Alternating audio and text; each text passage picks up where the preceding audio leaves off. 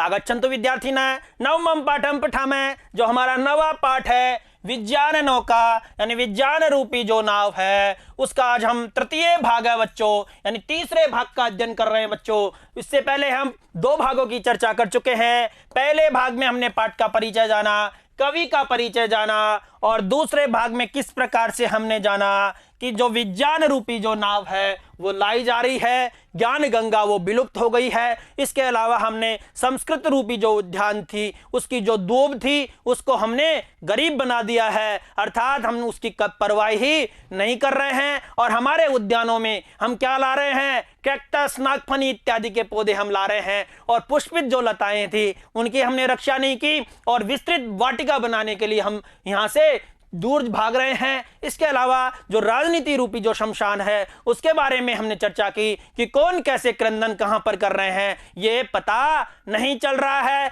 आइए तीसरे भाग को लेकर हम आपके सामने प्रस्तुत है वर्तमान कालिक सामाजिक परिस्थिति और आणविक अस्त्र शस्त्र द्वारा विश्व अशांति भयम च, यानी वर्तमान काल की जो सामाजिक परिस्थितियां हैं वो कैसी है, सामाजिक परिस्थितियों का हम बारे में जानेंगे। और आणविक अस्त्र शस्त्र यानी जो आणविक अस्त्र शस्त्र है बच्चों वो उनके द्वारा विश्व में किस प्रकार से अशांति और भय का वातावरण है। पुनः सर्वेषां स्वागतम। आइए चलते हैं श्लोक की ओर। वर्तमान स्थिति मानवानां कृते प्रत्यहं दुर्निमित्तैव संलक्ष्यते यत्र कुत्रापि शान्ति समद्विक्ष्यते तत्र विध्वंस बीजं समायोज्यते, यानी वर्तमान स्थिति ही मानवानां कृते प्रत्यहं दुर्निमित्ता एव संलक्ष्यते यत्र कुत्रापि शान्ति ही सम उद्विक्ष्यते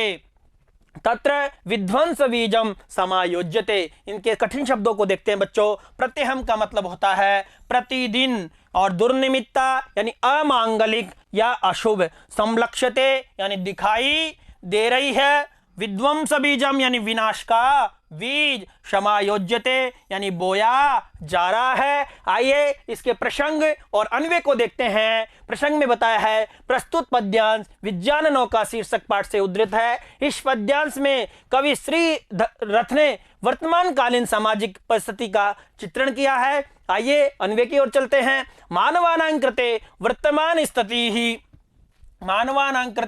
वर्तमान स्थिति प्रत्यहं दुर्निमित्ताः एव संलक्ष्यते यत्र कुत्रापि शांति ही सम उद्विक्ष्यते तत्र विध्वंस बीजम समायोज्यते। तो बच्चों इसमें बताया गया है कि मानवानां कृते वर्तमान स्थिति प्रत्यहं दुर्निमित्ता एव संलक्ष्यते, और यानी जो मानव है उनके लिए वर्तमान स्थिति क्या हो रही है, प्रतिदिन क्या हो रही है, दुनिमित्ताः यानी अमांगलिक या अशुभ एव संलक्ष्यते ये दिखाई दे रही है। यत्र कुत्रापि शांति सम उद्विक्ष्यते तत्र विध्वंस बीजम समायोज्यते, यानी जो शांति यहाँ कहाँ भी जहाँ कहीं भी हम क्या कर रहे हैं, शांति दिखाई दे रही है तत्र विध्वंस बीजम समायोज्यते, और वहां विध्वंस का बीज क्या दिखाई दे रहा है या बोया जा रहा है। समायोज्यते का मतलब हुआ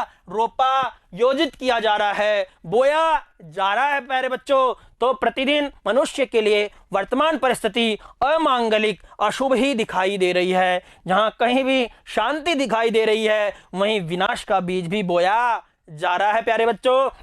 इसके विशेष में है यहाँ वर्तमान युग में विज्ञान के नाम पर मानवता के नष्ट होने के खतरे की ओर संकेत किया गया है। और इसके पहले हम श्लोक की ओर चलते हैं। वर्तमान स्थिति मानवानां कृते प्रत्यहं दुर्निमित्तैव संलक्ष्यते यत्र कुत्रापि शांति समुद्विक्ष्यते तत्र विध्वंस बीजम समायोज्यते, यानी वर्तमान स्थिति यानी वर्तमान की जो स्थिति है वो मानवों के लिए प्रतिदिन दुर्निमित्ता एव यानी वो क्या हो रही है, अमांगलिक या अशुभ ही समलक्ष्यते यानी दिखाई दे रही है। यत्र कुत्रापि शांति समुद्विक्ष्यते, और यहाँ कहीं भी हम शांति की दिखाई दे रही है, और तो वहाँ तत्र विध्वंस बीजम वहाँ पर विध्वंस का बीज समायोज्यते यानी बोया जा रहा है। तो इस प्रकार से इसका अर्थ हुआ प्यारे बच्चों। इसके व्याकरणात्मक प्रश्नों की ओर चलते हैं। व्याकरण में हमने बताया है प्रत्यहम यानी प्रति प्लस अहम, और इसमें कौन सी संधि होगी?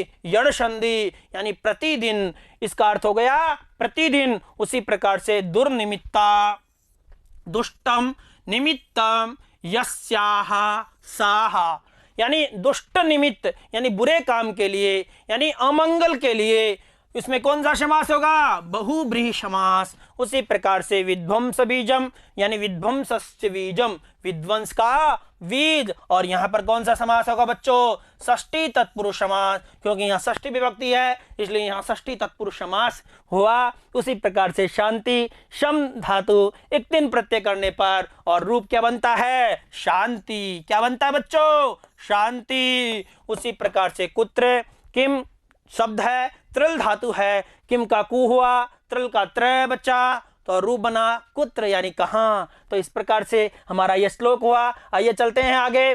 सर्वनाशार्थ विद्येय विद्योतते स्वार्थ रक्षावलंबो अपि नो चिंतयते विज्ञाननो का समानीयते, यानी सर्वनाशार्थ विद्या एव विद्योदते, विद्योतते, और आगे कहा है स्वार्थ रक्षावलंबो अपि नो चिंतयते। इनके कठिन शब्दों को देखते हैं। सर्वनाशार्थ विद्या यानी सभी पदार्थों का विनाश करने वाली विद्या, सभी पदार्थों का विनाश करने वाली जो हमारी शिक्षा है या विद्या है। विद्योतते यानी चमक रही है। स्वार्थ रक्षावलंबो अपि यानी स्वार्थ रक्षा का सहारा भी, स्वार्थ रक्षा का सहारा भी। नो चिंतयते नहीं विचार किया जा रहा है। इसके प्रसंग को देखते हैं। प्रस्तुत पद्यांश विज्ञानों का शीर्षक पाठ से उद्धृत है।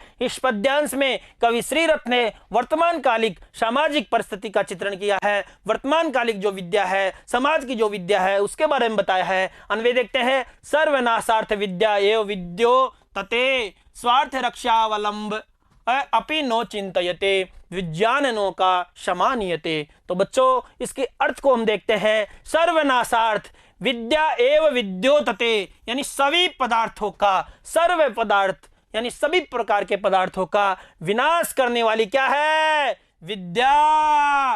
विद्या ही है। क्या कर रही है? विद्योतते यानी अत्यधिक चमक रही है, अर्थात उसी का ही बोला बाला है प्यारे बच्चों। स्वार्थ रक्षा अवलंब अपि नो चिंतयते, और क्या कहा है? स्वार्थ रक्षा यानी अपने स्वार्थ की रक्षा का अवलंब यानी जो सहारा है उसके विषय में भी क्या नहीं किया जा रहा है? अपि नो चिंतयते, उसके बारे में भी चिंतन नहीं किया जा रहा है। विज्ञाननों का समानीयते, और विज्ञान रूपी जो नाव है वो लाई जा रही है, यानी सभी पदार्थों का विनाश करने वाली विद्या ही अधिक चमक रही है, अर्थात उसी का बोला बाला है। स्वार्थ रक्षा के आश्रय को के विषय में भी विचार नहीं किया जा रहा है। विज्ञान रूपी जो नाव है उसको लाया जा रहा है। इसके विशेष में मैंने बताया बच्चों, यहाँ वर्तमान युग में विज्ञान के नाम पर मानवता के नष्ट होने के खतरे की और संकेत किया गया है। आइए श्लोक की ओर वापस चलते हैं प्यारे बच्चों। सर्वनाशार्थ विद्ये एव विद्योतते स्वार्थ रक्षावलंबो अपि नो चिंतयते, यानी और विज्ञाननों का समानीयते। तो बच्चों इसका अर्थ होगा सर्वनाशार्थ विद्या यानी सभी पदार्थों का विनाश करने वाली विद्या ही विद्योतते यानी अत्यधिक चमक रही है। स्वार्थ रक्षावलंब लंबो अपि यानी अपने स्वार्थ की रक्षा का अवलंब यानी आश्रय है, उसके बारे में भी चिंतन नहीं किया जा रहा है। और विज्ञाननों का लाई जा रही है, विज्ञान रूपी जो नाव है उसको लाया जा रहा है। और इसके व्याकरणात्मक प्रश्नों को देखते हैं प्यारे बच्चों। तो व्याकरण में हमने दिया है स्वार्थ रक्षा, स्वार्थस्य रक्षा, स्वार्थ की रक्षा। और इसमें कौन सा समास होगा? षष्ठी तत्पुरुष समास। कौन सा समास होगा? षष्ठी तत्पुरुष समास। सर्वनाश, सर्वेशाम नाश यानी सभी प्रकार का नाश, और इसमें भी षष्ठी विभक्ति है और रूप बना षष्ठी तत्पुरुष समास। तो इस प्रकार से इन दोनों व्याकरणात्मक प्रश्नों के बारे में जाना। आइए चलते हैं आगे। तारका युद्ध संभावना धीयते गोपनीय आयुधानां कथा श्रूयते विश्व शांति प्रयत्ने सुसंदृश्यते विश्वसहार नीति यथोपास्यते। यानी इसके उच्चारण को दोबारा देखते हैं बच्चों। तारका युद्ध संभावना धीयते, गोपनीयायुधानां कथा श्रूयते, विश्व शांति प्रयत्नेषु संदृश्यते, विश्व संहार नीति यथोपास्यते। तो बच्चों इसमें क्या बताया है? तारका युद्ध संभावना धीयते, गोपनीय आयुधानां कथा श्रूयते, विश्व शांति प्रयत्नेषु संदृश्यते, विश्व संहार नीति यथोपास्यते। इनके कठिन शब्दों को देखते हैं।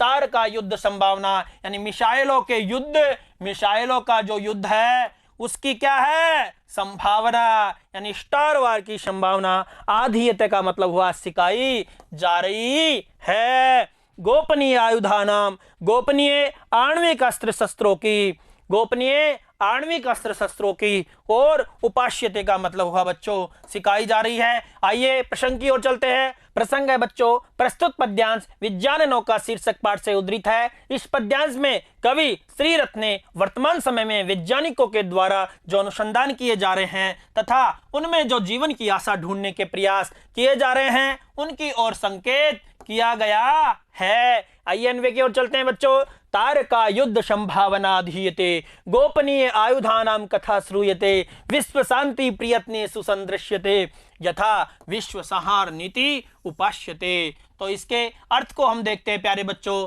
तो अर्थ है कि तारका युद्ध संभावना अधीयते, यानी जो तारक यानी मिसाइलों का जो युद्ध है उसकी संभावना क्या की जा रही है? बतलाई जा रही है। और आगे कहता है यानी तारका युद्ध यानी मिसाइलों का जो युद्ध है उसकी संभावना आधीयते का मतलब हुआ बतलाई जा रही है। गोपनीय आयुधानाम कथा श्रूयते, और गोपनीय जो आयुध है, अस्त्र शस्त्र है, आणविक अस्त्र शस्त्र है, उनकी क्या है? कथा सुनाई जा रही है। गोपनीय बच्चों यानी आजकल प्रत्येक देश आपने देखा होगा जो वर्तमान में वैश्विक परिस्थिति है, आज एक देश दूसरे देश पर हावी रहना चाहता है। आज हमारे पास भी मिसाइल है, पाकिस्तान के पास भी है परमाणु बम, इसके अलावा चीन के पास है, अमेरिका के पास है। एक शक्ति संतुलन के लिए भी होता है बच्चों। शक्ति संतुलन क्या होता है कि कई बार मरता क्या नहीं करता है, अर्थात वो कुछ भी कर सकता है। आज हम ही कोई आक्रमण करे या हम पर कोई आक्रमण करे तो उसको ये भी डर रहता है कहीं गोपनीय जो आणविक है यानी जो परमाणु बम है उसके द्वारा ये देश हमला नहीं कर दे। तो ये शक्ति संतुलन के लिए भी होता है, दूसरे पर भय बनाने के लिए भी होता है। तो सब देश अपने अपने हिसाब से गोपनीय अस्त्रों की, शस्त्रों की अपने अस्त्र शस्त्र भंडार में भर रहे हैं प्यारे बच्चों। तो गोपनीय आयुधानाम कथा श्रूयते, गोपनीय आयुधों की कथा सुनाई दे रही है। विश्व शांति प्रयत्नेषु संदृश्यते, यानी विश्व शांति के जो प्रयत्न है वो क्या है? दिखाई दे रहे हैं। फिर भी क्या है?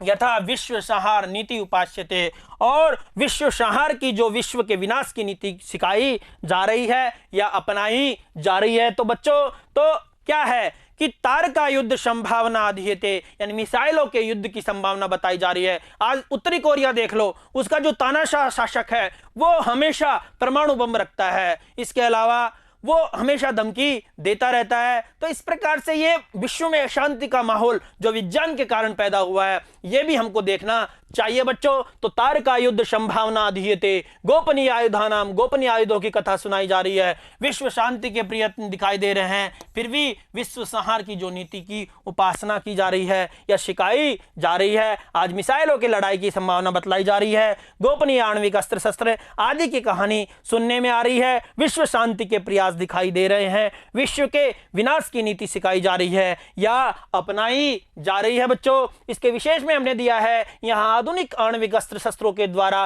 विश्व में उत्पन्न अशांति एवं भय की स्थिति को दर्शाया गया है प्यारे बच्चों। वापस श्लोक की ओर चलते हैं। श्लोक में कहा है तारका युद्ध संभावना धीयते, यानी मिसाइलों के युद्ध की संभावना बतलाई जा रही है, सिखाई जा रही है। गोपनीय आयुधानाम कथा श्रूयते, गोपनीय अस्त्र शस्त्र आणविक अस्त्र शस्त्रों की कथा सुनाई दे रही है। विश्व शांति प्रयत्नेषु संदृश्यते, यानी विश्व शांति के प्रयत्न दिखाई दे रहे हैं, फिर भी विश्व संहार नीति यथोपास्यते, विश्व संहार की जो नीति है उसकी उपासना की जा रही है या सिखाई जा रही है बच्चों। आइए इसके व्याकरणात्मक प्रश्नों की ओर चलते हैं। व्याकरण के जो प्रश्न है तारका युद्ध संभावना, यानी तारका नाम युद्धस्य संभावना, यानी मिसाइलों के युद्ध की संभावना। इसमें कौन सा समास हुआ? षष्ठी तत्पुरुष समास। उसी प्रकार से युद्धाः, यानी युद्ध में युद्ध धातु है, इक्त प्रत्यय जब हम करेंगे तो रूप बनेगा युद्धाः, यानी इस तय का क्या हो जाएगा? द हो जाएगा। उसी प्रकार से गोपनीय गुप धातु है और अन्य प्रत्यय करने पर क्या बनेगा? गोपनीयः। अन्य का अन्य बचा, गुप का गोप हो गया। उसी प्रकार से संहार शम उपसर्ग पूर्वकात ह्री धातु और घय प्रत्यय जब हम इसमें करेंगे तो रूप बनेगा संहारः। क्या बनेगा? संहारः। उसी प्रकार से नीति नी धातु है, 31 प्रत्यय करेंगे तो क्या रूप बनेगा? नीति। क्या बनेगा? नीति। यथोपाश्यते, यथा प्लस उपाश्यते, यहाँ कौन सी संधि हुई बच्चों? गुण संधि। आ और उ मिलकर क्या हो गया? ओ हो गया। इस प्रकार से यथोपाश्यते रूप बना हमारा। तो इस प्रकार से बच्चों इस भाग में हमने क्या देखा? तारका युद्ध संभावना धीयते, गोपनीय आयुधानां कथा श्रूयते, विश्व शांति प्रयत्ने सुसंदृश्यते, विश्व संहार नीति यथोपाश्यते। इससे पहले हमने देखा बच्चों, क्या देखा? स्वार्थ रक्षा है, उसके बारे में जाना। सर्वनाशार्थ विद्ये एव विद्योतते और स्वार्थ रक्षा अवलंबो अपि न चिंतयते। इस प्रकार से हमने ये जाना बच्चों। इससे पहले हमने जाना वर्तमान स्थिति मानवानां कृते प्रत्यहं दुर्निमित्ते एव संलक्ष्यते, यत्र कुत्रापि शांति समुद्विक्षते, तत्र विध्वंस बीजम समायोज्यते। इस प्रकार से हमने इनका अध्ययन किया। यह आपके अच्छे समझ में आए होंगे। इसी के साथ ही आपका ये भाग पूर्ण होता है। अगले भाग को हम लेकर अगले कक्षा में प्रस्तुत होंगे। बहुत बहुत धन्यवाद। नमो नमः। पुनर्मिलामः।